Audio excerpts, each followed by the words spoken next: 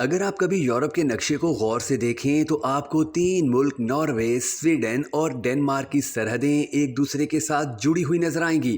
ان تینوں ملکوں کو اسکینڈینیوین ممالک کہا جاتا ہے۔ 8ویں صدی سے لے کر 11ویں صدی تک ان تینوں میں وائکنگز نامی ایک قوم آباد تھی۔ یہ نہایت نڈر، مضبوط جسم کے مالک اور انتہائی جنگجو قسم کے لوگ ہوتے تھے۔ ان کے ناک سے لے کر گردن تک ہر طرف ٹیٹو ہی ٹیٹو بنے ہوتے تھے۔ وائکنگ مرد ہو یا عورت، ہر کسی کے پاس ہتھیار لازمی ہوتے تھے۔ ان کی عورتیں بھی مردوں کے ساتھ لڑائی میں برابر شریک ہوا کرتی تھیں۔ کہا جاتا ہے کہ لڑائی میں ان عورتوں کا کوئی ثانی نہیں تھا اور بے رحمی بھی ان پر ختم ہوتی تھی۔ وائکنگز کا زیادہ تر ذریعہ معاش چوری چکاری اور ڈاکہ زنی تھا۔ یہ لوگ اپنے ہمسایہ یورپ کے دوسرے ممالک پر حملے کر کے سونا اور چاندی سمیت جو کچھ ملتا لوٹ لیا کرتے تھے۔ یہ لوگ لوٹ مار کرنے کے ساتھ ساتھ بستیوں کی بستیاں بھی اجاڑ دیا کرتے تھے۔ بستیوں میں رہائش پذیر عورتوں سے لے کر بچوں تک اور نوجوانوں سے لے کر بوڑھوں تک سب کو بے رحمی سے قتل کر دینا ان کا معمول تھا۔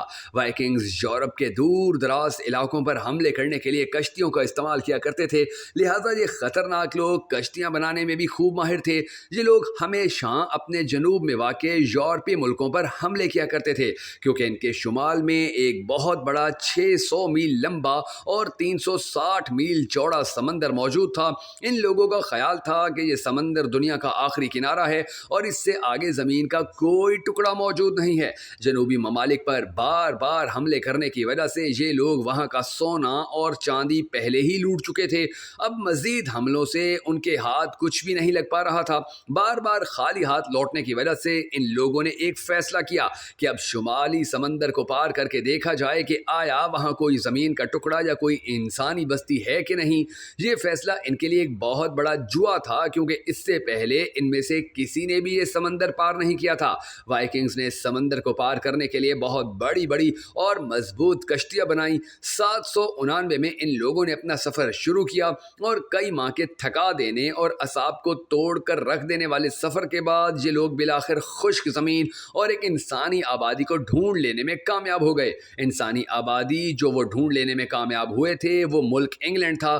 انہوں نے انگلینڈ کے ساحل پر موجود ایک چرچ پر حملہ کر کے چرچ میں موجود سبھی لوگوں کو قتل کیا اور چرچ میں موجود سونے کی سلیب اور چاندی کے برتنوں سمیت سب کچھ لوٹ کر لے گئے۔ 799 کے بعد تو بدقسمتی نے جیسے انگلینڈ کا راستہ ہی دیکھ لیا تھا، کیونکہ وائکنگز نے لوٹ مار کرنے کے لیے ایک پورا نیا ملک ڈھونڈ لیا تھا۔ اب وائکنگز ہر کچھ ماہ بعد انگلینڈ پر حملہ کرتے، لوگوں کو قتل کرتے اور سونا چاندی لوٹ کر اپنے ساتھ لے جاتے۔ انگلینڈ کے بادشاہ نے وائکنگز کو روکنے کی بہت کوشش کی، متعدد بار لڑائیاں بھی کی، مگر وائکنگز کی بہادری اور جنگی حکمت عملی ہر بار انگلینڈ پر بھاری پڑتی۔ آہستہ آہستہ وائکنگز نے انگلینڈ کے علاقوں پر قبضہ کرنا شروع کر دیا اور بالآخر 1006 میں وائکنگ بادشاہ کنوت نے انگلینڈ کے بادشاہ کو شکست دے کر پورے انگلینڈ پر ہی قبضہ کر لیا۔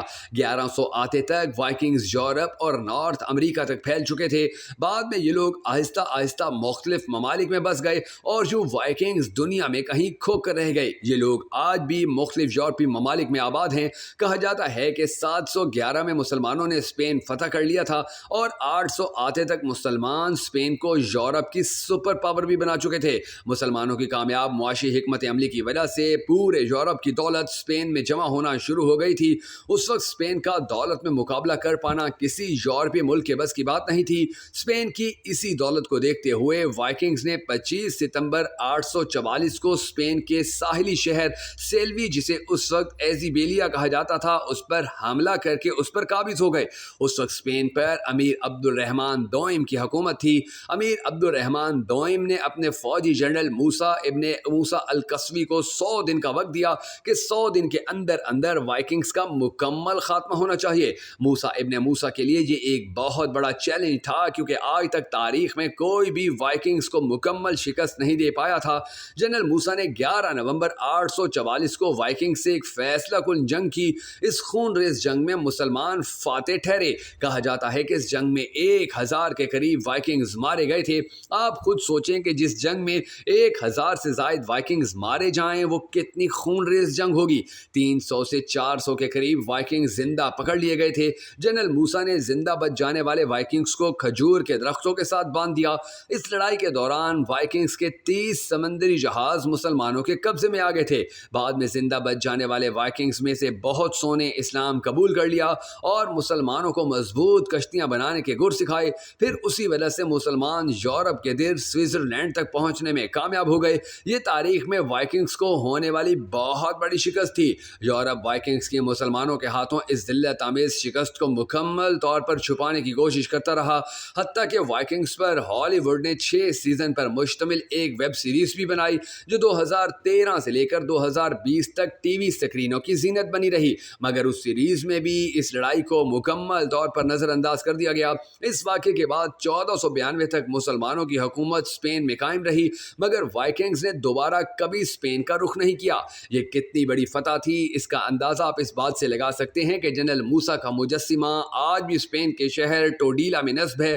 میں جب ماضی کے مسلمانوں کی بہادری کے قصے پڑھتا اور دنیا میں ان کی عزت دیکھتا ہوں تو دل خوشی سے بھر جاتا ہے، مگر جب آج کے مسلمانوں کی حالت زار خصوصاً فلسطین میں مسلمانوں پر ظلم ہوتے ہوئے دیکھتا ہوں اور اس ظلم پر باقی مسلمانوں کی بے حسی اور بزدلی دیکھتا ہوں تو دل خون کے آنسو روتا ہے۔ شاید آج ہی کے مسلمانوں کے لیے علامہ اقبال نے اپنی مشہور زمانہ نظم جواب شکوہ میں یہ اشعار لکھے تھے کہ جن کو آتا نہیں دنیا میں کوئی فن تم ہو، نہیں جس قوم کو پروائے نشیمن تم ہو، بجلیاں جس میں ہوں آسودہ وہ خرمن تم ہو، بیچ کھاتے ہیں جو اسلاف کے مدفن تم ہو۔ دوستو، اگر آپ کو ہماری یہ ویڈیو پسند آئی ہو تو بھگن نیٹ ورک ویڈیوز کو سپورٹ کرنے کے لیے ہماری اس ویڈیو کو لائک اور شیئر ضرور کر دیجیے گا۔